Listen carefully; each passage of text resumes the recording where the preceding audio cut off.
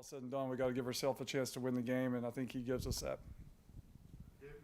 Hey, Sat, when it comes to, scripting your first however many plays is, how many do you like to go ahead and say this is what we want to run the first 10 or 15 plays? How many plays do you like to have set up for the first quarter? Usually it's 10 or 15, and then that's dictated. It's hard sometimes because you may get off the first three plays, and then the fourth play is third and short.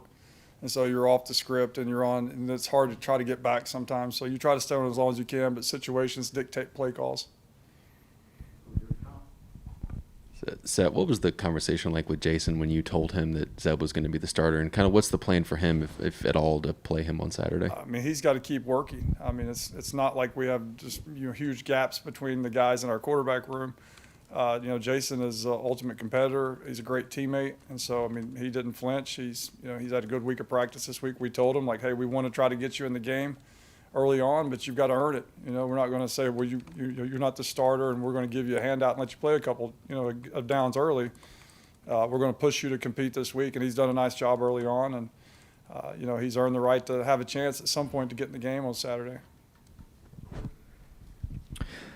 Marcus, obviously a very deep running back stable. What do you look for during the course of a game that determines how many number of snaps a guy gets versus, maybe someone who's not doing the things that you're looking for that maybe would get less snaps? The snap count's based on practice, and practice is everything for us. And so you come and you compete and you execute, you know what you do, you work and prepare throughout the week. That's when you earn your reps. Obviously, if you go out there in the game and you're not able to execute and do what you're supposed to do, then that following week that's going to affect you. But you're going to earn your reps during practice. Coach Beamer talks about that all the time, and it's not just words. You're going to come out, you're going to compete, you're going to work throughout the week, and the work that you do is going to allow you to get, like Coach says, or like we say, your rep is your rep. What did you see from Eastern Illinois in the film that you were able to watch from them week 0? From their game, their previous game? You can tell just from the last season, their 6-game schedule last season to this season, you can see they've gotten, a little bit, they've gotten their size. Their offseason must have been good. Their linebackers, I feel like, have gotten a little bit quicker, playing with great instinct. Their schemes, a very good scheme, very sound scheme. They're going to make you earn everything. And they're disciplined to doing that. They'll let you throw, 5 or 6 hitches down the field, but they're banking on us getting – offensive coordinators, we that's not flashy enough, so they're banking on us to go off schedule and not just keep doing that and beat ourselves. So we got to be patient and take what they give us, and they're going to be a formidable opponent for sure. I guess, what does a successful day for you on Saturday look like in terms of what you want to learn, what you want to see from this offense? Just for the last 2 weeks, just play clean football. Limit the mental errors. We understand there's going to be some there with some guys that have never played before, but we want to play clean football. No administrative penalties, not beating ourselves, just going out there and executing the plays that are called and playing as hard as they can, playing with great effort and being very competitive each and every play and being very physical. And if we can come out of the game doing that, whether you score 1 point, 10 point, 20 point, whatever it is, we'll be satisfied. Sat, I'm sure that there's some things that Jason does really well, some things that Zeb does really well. How much does that influence you as a play caller to say, let's put in this package for this guy because that's what he can really do, and not so much this guy? They're both very similar as far as the physical attributes of what they can do. So that helps. You don't have to have a bunch of different plays for each guy, but there is a play style with each one of them that once Zeb's in the game, we'll play, probably in this more mindset. And then when JB goes in the game, it may change just a little bit, but not much. What do you feel like that you'll see out of the offensive line this week, and what do you hope that you see as well? Physicality. I mean, they are the bell cow of our offense right now. I mean, as they go, we go. So, we've challenged them to be the leaders of the offense. So hopefully they come out and they play with an edge. They play with physicality. They protect our quarterbacks, and they allow those good running backs we have to do their thing. But they've had a really good couple weeks of just preparation, and then carrying that over today to our third down periods in practice. I'm really excited to go out and watch them play.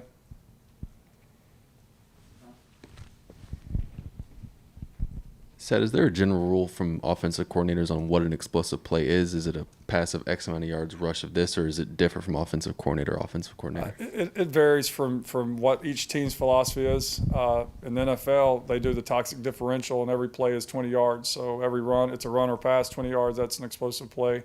Different places have different thoughts on it. Us here, we're 18 yards as an explosive pass play, 12 yards as an explosive run play.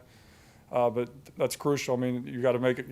It's hard to go 12 plays consistently without screwing it up and scoring points and scoring touchdowns. So you got to have that. You got to have the ability to push the ball down the field or make a guy miss to create explosives.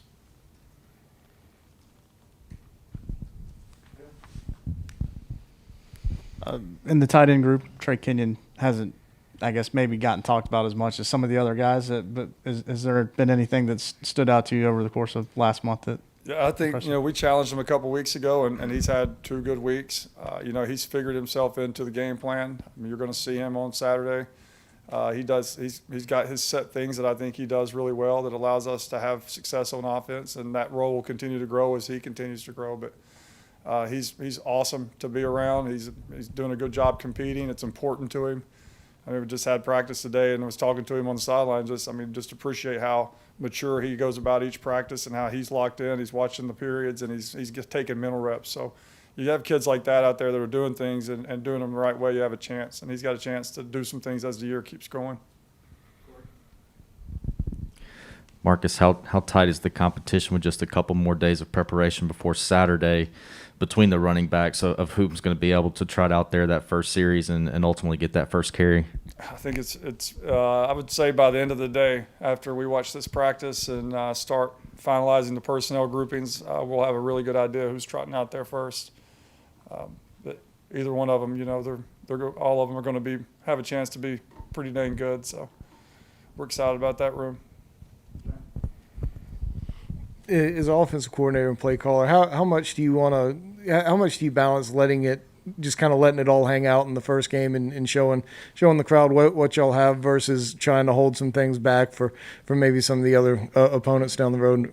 Yeah, there's nothing going to be held back. We're not taking anything for granted. We're 0-0. We haven't won a game. We haven't won a game here as a staff. This is it. We have to go out there and we have to compete and execute at the highest level, and we've not earned the right to hold anything back yet. So we're going to go out there and play our game and play as hard as we can and run the plays that we've been practicing in camp and see what happens. But there's not one thought in our minds of holding anything back. We have to go and compete and try to win a game.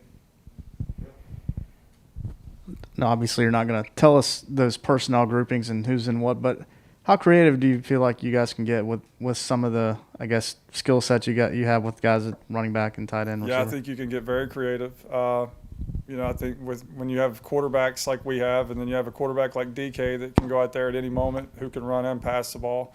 When you can have 2 quarterbacks on the field at the same time and utilize the different tempos, and I think that can keep people on their toes. And you can do that 2 quarterbacks with 2 or 3 tight ends on the field that have 3 different skill sets. I think that you can be really creative. And so that's one of the fun things that we do. I love Wednesdays because we get to go in there and make sure that we're piecing it all together, and that's what we'll get done this afternoon. Marcus, in a general sense, how often do you like to use a fullback? And if you do use it in this offense, who do you put there? Is it another tight end, another running back? How do you approach it? We don't really have – I love fullbacks. If they're out there listening, I absolutely love fullbacks. They're making a comeback in the NFL right now. The guy at San Francisco is one of my favorites. But now it's more of what people used to call an H-back, but it's just the second tight end, a guy like Jaheim Bell or Trey or Kevion that can do all those different things, that have that certain body type. They may not be 6'6", 260, but they're 6'3", 245 and run 4.5 and have ball skills and have the physicality to block the plays that you're trying to execute on offense. But we love having the ability to use a fullback type guy, which, as again, we don't have fullbacks. We use tight ends. Marcus, back to the creativity and the personnel groupings. How often do you guys get an opportunity to run those and practice those types of things during practice? We try like heck. Again, today we're trying to solidify all that, but we have in our mind this play this is a fake play call, but let's say we call the play bananas. Like on bananas, we know that we want Jaheim and Nick and DK playing quarterback and JB playing receiver and Ortre playing the X. And so bananas all week. We've been running that. We just need to make sure, okay, bananas, that those people are the right people to be on this play, and we write it down and it's done. So we try to, we don't just go run just blind plays and then plug people in the middle of the week. We've geared it towards those groupings that we just kind of solidify them today. Marcus, in terms of building a game plan, how much input do you take from the other offensive analysts or offensive staff as you guys go into this week with their ideas and what they think can work? A ton. It's crucial to be able to have guys that have done it at a high level, that have been coordinators, have been head coaches, been different places. I mean, to draw from their experiences. Each guy's, has focus on certain situations, whether it be a red zone, and they come in and hey, here's the red zone, here's what they do, here's their tendencies. Here's some plays I like, coach, and then we watch the cut up and we kind of compare ideas, and from that point we formulate our red zone plan. So everybody has a say-so, and everybody's involved, and everybody's, again, we did a mock week last week, and then this week has been phenomenal, and got a bunch of guys that work really hard. It's important to them and very knowledgeable of the game, which is going to prove unbelievably helpful to me moving forward.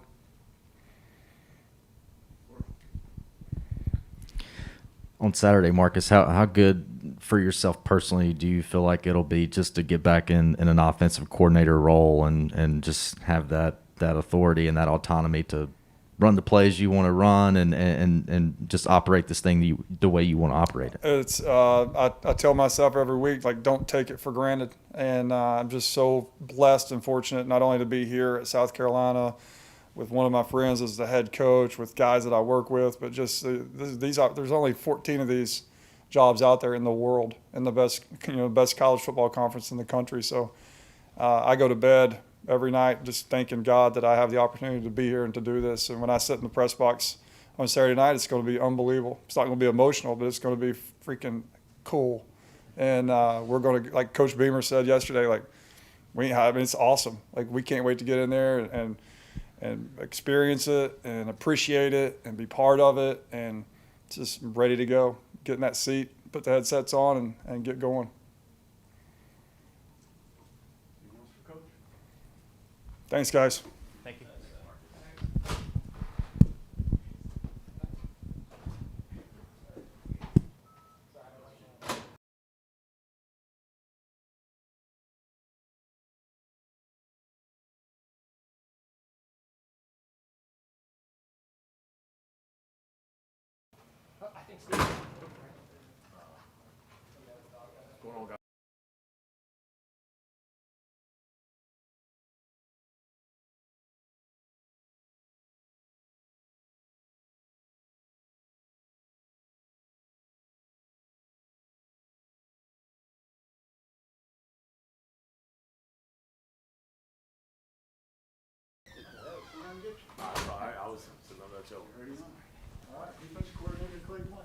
Cool.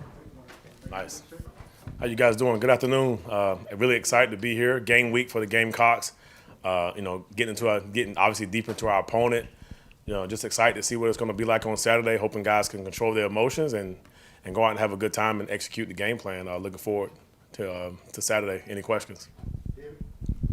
Clayton, what about EIU has stood out to you as the DC? You say that's the one thing we got to stop. Yep. The main thing that stood out to me with EIU is just their overall improvement as an offense from watching their spring season to watching the game they played against Indiana State on Saturday. Just a big time improvement from that team. Just do a great job of containing their quarterback. I think he does a fantastic job of getting outside the pocket and making plays. They brought in a couple running back. They brought in one running back from Syracuse, number 1. He's a horse, so we have to do a great job of containing him and just doing a great job of just rallying to the football and playing team defense is the most important thing on this first game. As Cam Smith's gotten back out there with you guys the last week or so, however long it's been, what have you seen from him now that he's back running around and doing things? It's definitely great to see Cam Smith back out there, one of our leaders and one of our better players on this football team. Cam's energy, Cam's excitement to the practice field is very contagious. I think that's one of the things that Coach Beamer harps on is how can you influence another teammate? And just by Cam being out there, and he's done that. So I think that's the first thing that he brings to the table, just his influence amongst his defensive back room and the defense and the football team. He's flying around trying to get back in shape. You know, it's been a month since he's done anything, so but it's nice to see him back out there. Clayton, obviously you've been on the other side of it, but what has Zeb done so far from a defensive perspective that's made things maybe difficult for you guys? What have you guys seen on your side of the ball, and what he does to make things difficult? Well, all coaches always say, you know, they got one more snap left in them, right? So obviously Zeb has a little bit more snaps left in him as a football coach / player. I think that, you know, that's obviously the thing. You know, you not really do a lot of things that can trick him because he's a football coach. His dad's a coach. He was coaching with us, so, you know, he learned from Coach Satterfield, and now he's out there quarterbacking. So that makes it really hard as a defensive coordinator when you're going against a coach. He has more than one snap left, obviously. But I'm happy for the guy. I think it's a great thing for college football. It's a great thing for kids in the future. You just never know what's going to happen. Stay ready so you never have to get ready. It's always the plan. Clayton, how many more snaps do you have? That's a great question. I can give you one, but the ball has to run to me. Okay. There's no chasing the ball that way. I got one snap in me, and it has to come to me. Yeah. And I guess from Yep. a perspective of what you want to see Saturday from this defense, just what are some goals that you want to accomplish? What are some things that you want to see this defense do as you get into actual games and bullets are live? Obviously on Saturday, you know, the one thing that can keep you up at night is that Eastern Illinois, they played a bunch of football games, you know, in the spring. They played one already this fall. We haven't played one yet together under the Beamer era. To me, it's just going to be operating at a timely fashion, getting calls in, guys getting the calls from the sideline, unbelievable communication. Those are to be the things, just operating, communicating. But on the field-wise, we want to see guys. We've done a lot of conditioning here under Coach Day and his staff, and I want to see guys flying to the football. That's the first thing I want to see in game one. And obviously the operation mode that we're going to be in, getting plays in, communicating, all those things. But those are the main first goals for this first game.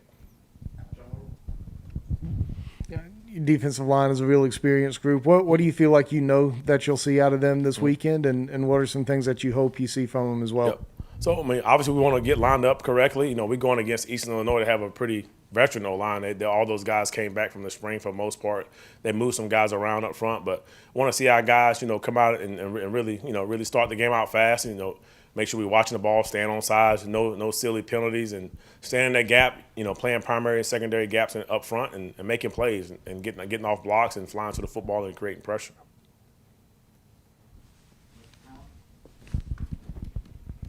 I guess it differs from defensive coordinator to defensive coordinator, but just how many linebackers do you anticipate playing Saturday, and is it a rotation, or do you just like to stick with your top two guys over the course of a game?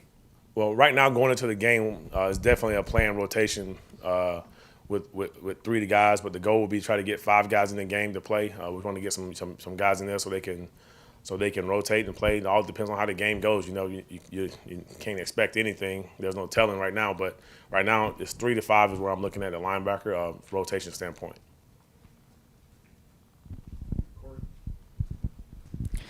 Clayton, I know the safety spots have been hotly contested during camp. On Saturday, how do you challenge those guys, maybe whether it's a pregame message or during a timeout early in the game or something? How do you challenge those guys to get them to really realize that they're still in a competition and you know, they could maybe not start the next week? Yeah. Well, you know, the starting aspect is not really – I mean, obviously guys want to get starts under their belt, but the motivation is to just improve every single day at your craft, you know. So this is another opportunity to improve. So we take it day by day at all our positions. And our ultimate goal is to improve every single rep that we show up, every single meeting. And I think that, you know, we just keep that approach that'll keep us on task to maximize our potential and play our best. So that's really how we will talk to those guys. Won't put any pressure on them on game day. You know, we've had 30 straight days of fall camp of pressure, and now is the time for them to bring it all in and just go out and play the game and make, you know, just play smart football at that position. You know, the thing about a safety spot is your mistakes show up on the scoreboard, you know. So it's not like up front where a D tackle can miss his gap and the linebacker plugs it for a 1-yard gain and nobody knew. But DB's mistakes show up on the scoreboard, so we got to do a great job of playing smart. David Spalding was listed on our depth chart as a starter at nickel. What have you seen out of him? What makes him so dynamic to play at that position? Yep. What we like about David the most is that he's kind of like a coach himself. Got a lot more snaps left than most of the coaches, but he's kind of like a football coach on the field himself. He came in, and he's one of those guys that, he loves being over here in the building to learn football. He's like teaching his players. He has to influence himself. I think that Coach Gray has done an amazing job with him as far as preparing him to play the nickel spot. And he's embraced it. He wanted it from the very first day, and that helps a ton. But what he does is he has some length in that position. He plays some speed and some playmaking ability. Those are the things that we look for. Clayton, Zach's been around. Zach Pickens has been around for a while, obviously listed as a starter in the interior. Just where have you seen the biggest jump from him from maybe spring to now, and how do you think he's ready as a junior to step in and be one of those premier defensive tackles in the SEC?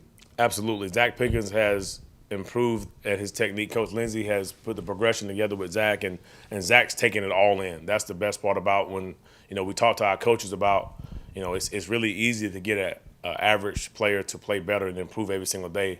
The really good coaches get the great players to improve and stay consistent, and that's what Coach Lindsey has done with Zach. He's a great player who's gotten better, and has gotten better every single week. So we're looking forward to see him play in the game on Saturday, see if he can take that practice, those practice habits and those drills and those techniques to the game on Saturday, and just continue to do it. And if he does that, he's going to be one of the best tackles in the conference. There's without a doubt. Sat was in here, and when he was asked about not showing everything he's got in the playbook, how do you kind of balance that with not giving up all of your best looks and calls and that kind of thing? Really, first and foremost, you want to go out and win the football game, and I'm more focused on us as a defense. I'm not gonna sit here and say I'm gonna open up the playbook and call every call, but there are some staples that we will run every single week, and so I'm not afraid to show those. So my film is already out from WKU anyway, so it's not like I have anything to hide. There's 4 years of it. Most people are gonna put the work in and get it figured out in the summer, so I have nothing to hide, to be honest with you.